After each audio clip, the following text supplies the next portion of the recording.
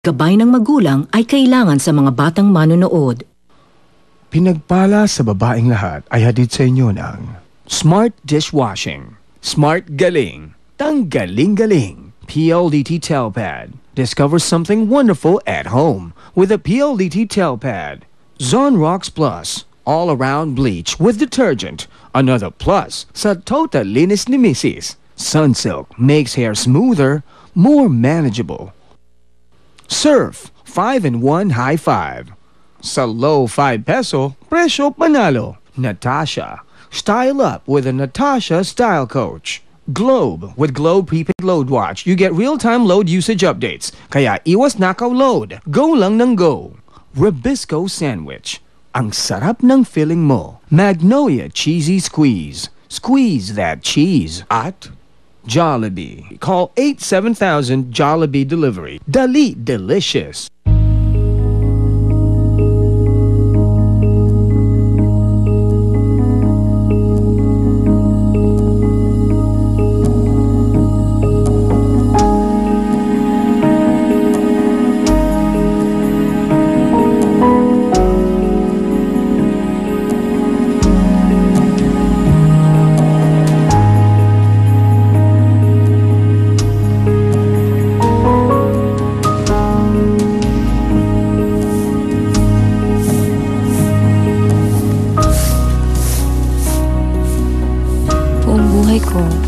Ito na ang pangarap ko.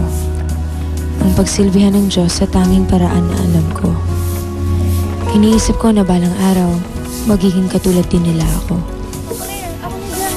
Hindi, sige. Okay lang ako. Sige, dadalhin ko na lang ito.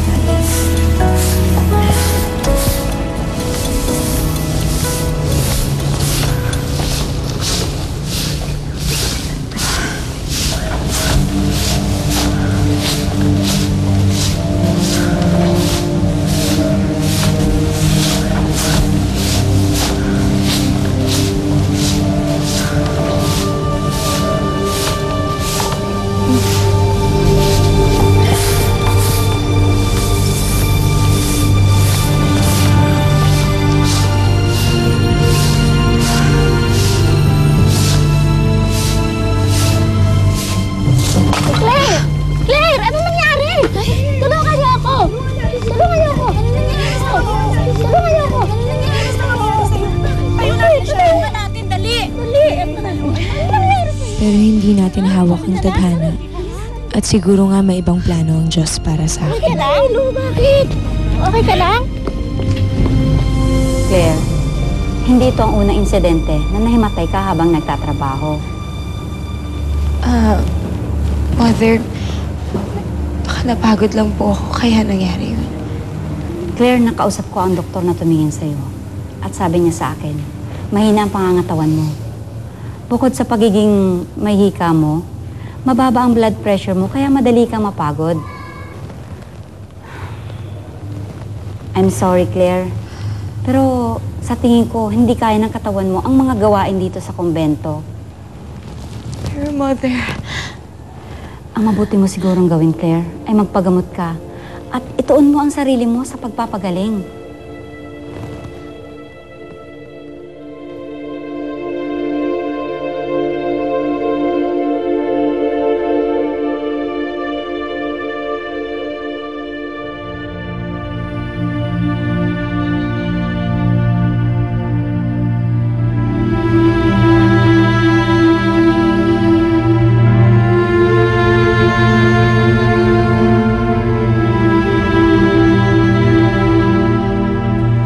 Claire?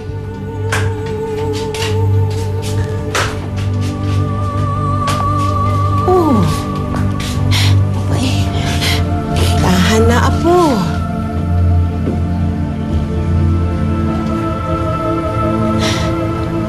Lola,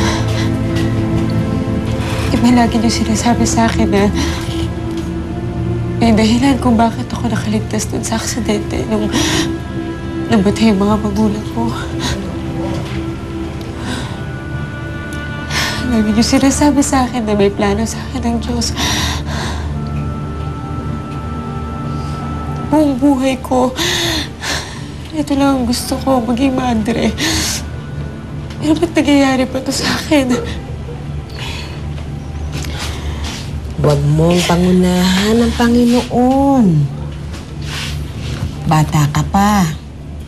Maayos din yung kalusugan mo. Tsaka, malay mo, talagang kailangan mo magpahinga. Makakapasok ka rin sa kumbento. Ipagnunubin ako yun. Halika nga. Alam mo, kung talagang yan ang nasa loob ng puso mo, natitiyak kong ibibigay sa iyo ng Panginoon sa tamang panahon. Marami pa namang paraan na para ikaw ay makapaglingkod sa Panginoon. Kahit nung wala ka sa kumbento.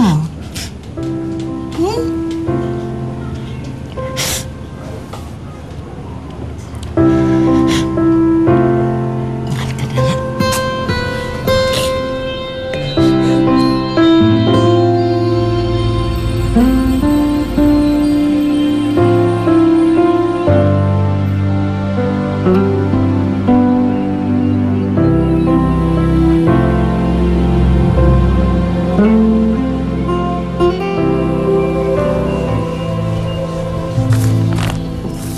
At pinagpatuloy ko nga ang paglilingkod sa simbahan. Hindi ko alam na darating ang hinihintay ko sa panahong hindi ko inaasahan. May nakaiwan. Uy, ano yan? Uy, sosyal! Uy, ito yung teleponong nagsasalita eh. Ito yun eh. Huwag mong paglaruan. Akin na. Ito naman, tinitignan ko lang. O tingnan mo, sabi mo wag paglaruan, pero anong ginagawa mo? Anong ginagawa mo? Hindi, tinitignan ko lang yung call register kasi baka malaman natin kung kaninong telepono to. Excuse me. Sa cellphone ko yan. Ikaw ba nakahanap? Swerte ko naman. Nahanap ko na yung cellphone ko. Maganda pa, nakakapulot. Ikaw ba talaga may-ari nito? Yung wallpaper ko, yung aso ko, yung bulldog. Ito. Ang cute! Ano yun? Nung bulldog. Ang cute ng bulldog, oh. Cute ng bulldog. Sige, sa susunod mag-ingat ka. Hindi ka naman naman pa tayo nilinisin.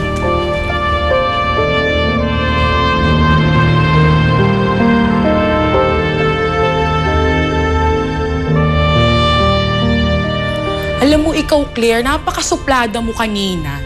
Hindi mo lang pinansin yung lalaki. Ay, nako, kasi ang dami naman natin ginagawa, ang daming trabaho. Ay, nako. Sandali!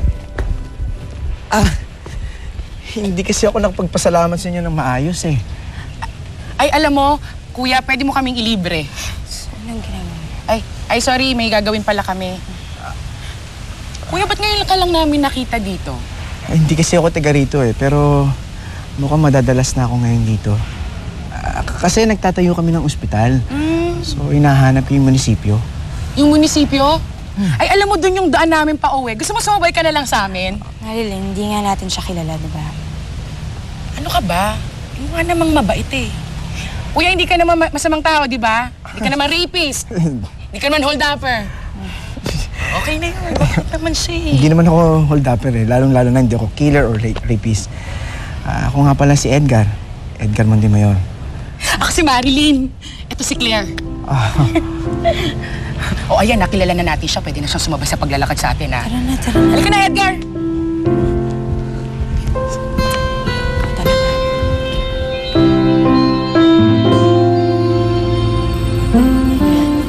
Yo! Oh! Claire. Sabi na ko. Nga po si Edgar, no? Saan naman ang galing yun? Wala, naisip ko lang. Bakit? Gwapo naman talaga siya eh. Di mo ba napansin kahit konti? Hindi ko napansin eh. Ayoko sa'yo. Dito ba ang bahay nila, Claire? Oo, dyan pa. Punta Okay. Salamat, ha.